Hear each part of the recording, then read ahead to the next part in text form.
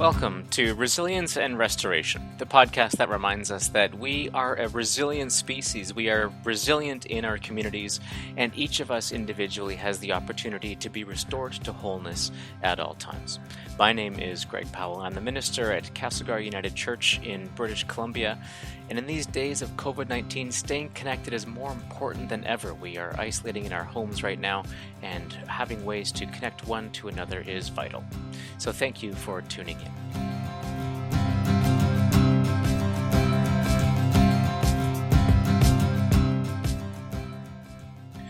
Maybe you've recently found the same thing, that so many people are predicting what the world is going to be like once this pandemic outbreak has ceased to grab our lives. Once we can come out of this cocoon that we are presently in, what are things going to be like? And on the one hand, I get it. It's important to wonder about that and to speculate. On the other hand, it's important to be present in this moment and be mindful of that which needs to happen. I'm recording this during Holy Week, and for those unfamiliar with the Christian tradition, it's the time when we await the coming crucifixion of Jesus on Good Friday, and then we tell this story of an impossible resurrection on Easter Sunday.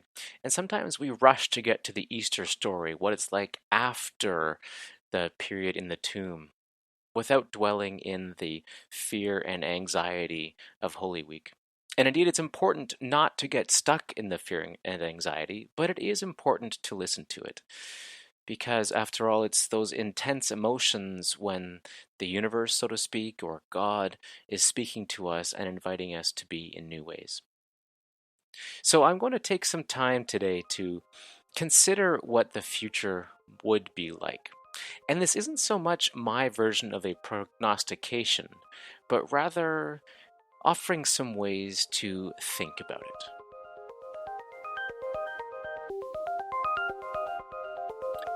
I was inspired this week by a video conference put on by the New Leaf Network through their Learning Center. And this was a video conference where Reverend Michael Garner was the featured speaker. And Mike is an epidemiologist, as it turns out, and he has since been ordained into the Anglican Church of Canada. So he has some very interesting perspectives. And first he walked us through some of the technical points of this disease and the outbreak, much of which is familiar to those who have been following along. But he also walked us through a series of scenarios, which was particularly interesting. So allow me to lay these out for you, and I'll do so briefly.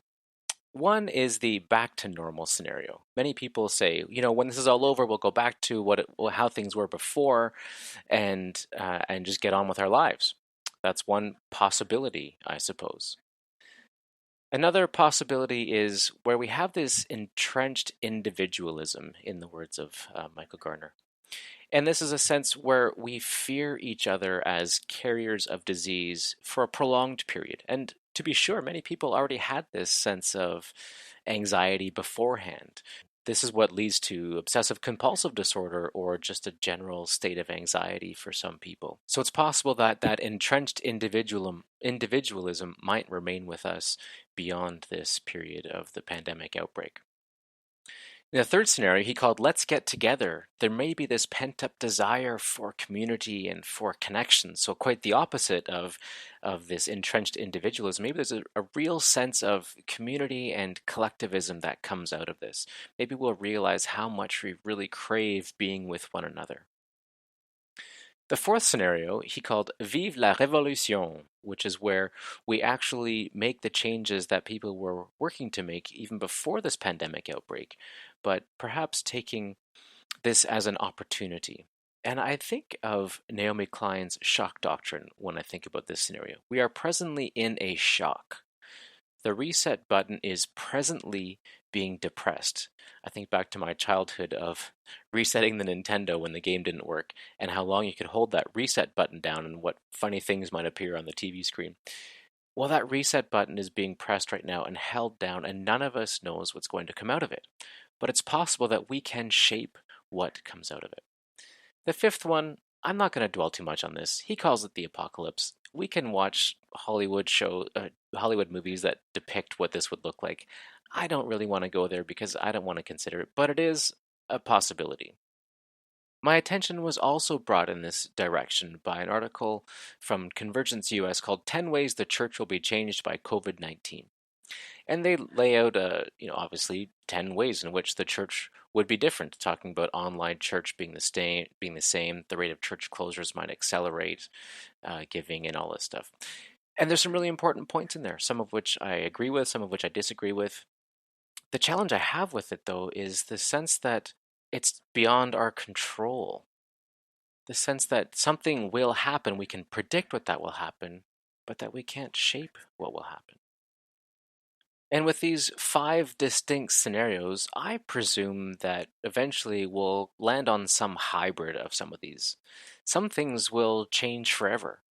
The SARS outbreak of 2003 saw a proliferation of hand sanitizer that I hadn't seen before. September 11th has changed air travel forever. But none of these events really changed wholesale our economies and our ways of organizing our communities. Now, this pandemic of COVID-19 is unlike any other, and so this is life-changing for all of us. I have a 5-year-old and a 3-year-old, and this experience right now will be formational for the rest of their lives. And indeed, it can be formational for all of our lives and for all of our societies as well. One thing that few of us could argue that is happening during this pandemic is the sense of possibility. And I don't mean this to sound opportunistic. I don't mean to make this sound like a silver lining in all of this. We are still in the depths of this outbreak. There are still way too many lives being lost. But I do believe that this is opening up some of the possibilities. And one case in point is the community with which I work. They're mostly over 60 years old, many approaching, in fact, the average is probably over 70 now. And some of these folks did not have much experience with video conferencing before. Now, I don't want to plug a particular platform, but I will say that I've walked several people through the experience of downloading and installing the software. And when I get to see the look on their face as they're connecting from their homes with their church community has been amazing. The smile that takes over their face, especially with that sense of relief of getting the technology to work, that's been amazing. I believe this has really opened up a sense of what is possible and for the level of connection that is possible. And I don't just mean for online platforms and specific tools, but it really has allowed us to imagine what we could do. And as we dwell in this time of Holy Week, as we are present to the fear and anxiety and uncertainty that is around us, I want us collectively, as a society, to imagine the possibilities for when we emerge from this. How could things be different when we emerge from this? And I suggest we take a look at the most vulnerable populations. I don't know if you've had the same experience, but when I hear some of the stories from, say, the downtown east side in Vancouver, or the refugee camps overseas, or some of the migrant workers in places like India, or some of the First Nations and Indigenous communities in Canada where there is such intense vulnerability in the event of an outbreak, I find that somewhat overwhelming. I don't even know where to start. These challenges seem insurmountable. And so I take this feeling, this intense feeling, as a calling to help to shape the way the future will be. Not, as I say, in a sense of resolve or simply prognostication about what the future will be like in the absence of any agency on my behalf, but how we could form this future. There is no reason why in Canada there are people who have so-called NFA, no fixed address. There is no good reason for this. Some people might choose that, and it's important to acknowledge the agency there. But I imagine even that choice comes within a limited range of possibility, at least in their own minds. There is no good reason why people lack access to safe, clean drinking water in Canada. Dare I suggest even globally. humans have the ingenuity and the resources to ensure that every one of us has clean, safe drinking water. I think about the social safety network in Canada and elsewhere too. Why is it that people have to fall so far before the net takes effect? If we had a universal basic income, for example, people wouldn't even have to fall before the net caught them and helped them back up. In the case of a lost job or a layoff, it wouldn't be such a far fall, and then the devastation of that layoff wouldn't be nearly as great, and we might find ourselves back on our feet in no time at all. So I don't suggest any particular policy solutions here, but I do suggest that we be creative and that we be bold and that we not take the future as a foregone conclusion, but rather something that we can shape. The clay of the future is in our hands. No doubt there are major corporations, there are institutions that are already shaping what will come out of this. Some of it could be good. But if they are shaping the future in the absence of citizen input, then there's something dreadfully wrong with that. This is the time when we need to care for each other. We need to watch out for what's coming out of this, and we need to shape what will come out of this. We need to take hold of the possibilities and shape the future. One of my favorite images or metaphors for resurrection is that of the chrysalis, the caterpillar in its cocoon preparing to emerge as a beautiful butterfly. And I didn't realize until, I don't know, a couple of years ago when we actually adopted a monarch caterpillar, that I learned that when it's in the chrysalis, when it's inside the cocoon, the caterpillar basically disintegrates into a molecular plasma of sorts. There is nothing that resembles the original caterpillar. I've since learned that there are some organelles that do stay the same, but by and large, the caterpillar becomes this plasma. And what emerges in time, of course, is a completely redistributed and resorted creature with beauty and unknown life beforehand. So we right now are inside the chrysalis. It feels like that to many of us, trapped inside inside our homes, preventing the spread. And we are going through potentially a mass reorganizing.